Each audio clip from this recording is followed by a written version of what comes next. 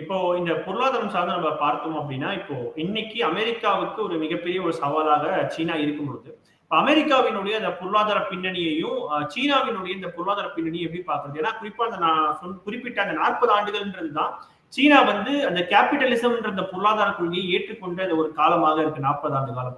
அப்படி இருக்கும் பொழுது இந்த 2 நாடுகளினுடைய அந்த பொருளாதார பின்னணியை நம்ம எப்படி புரிஞ்சுக்கணும்? அவங்க இப்ப கொஞ்ச நேரத்துக்கு முன்னாடி சொன்னீங்க, நீங்க சீனா வந்து 40 ஆண்டு அந்த கேபிட்டலிசம் சொல்லக்கூடிய முதலாளித்துவத்தை ஏத்துக்கிட்டாங்க அப்படின்னு சொல்லியிருக்கீங்க. அப்படி பார்க்க முடியுமா அப்படின்றது முதல் கேள்வி. 2வது என்ன அப்படின்னா, அப்ப அமெரிக்கர்களுடைய பொருளாதார அடிப்படை என்ன அப்படின்றது தனியார் மயம்.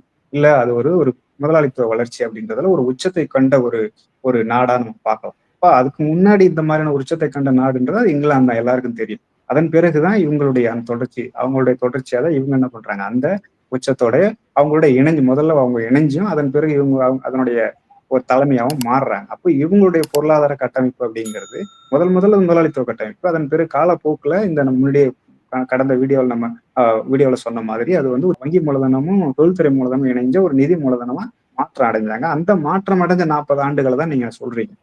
இந்த காலகட்டத்துல இவங்களுடைய மிகப்பெரிய பலம் அப்படின்றது என்ன அப்படின்னா, ஒண்ணு அவங்க எண்ணெய் சார்ந்த அந்த உலக உற்பத்தியை தன்னோட கட்டுப்பாட்டுக்குள்ள வச்சிருக்கிறது.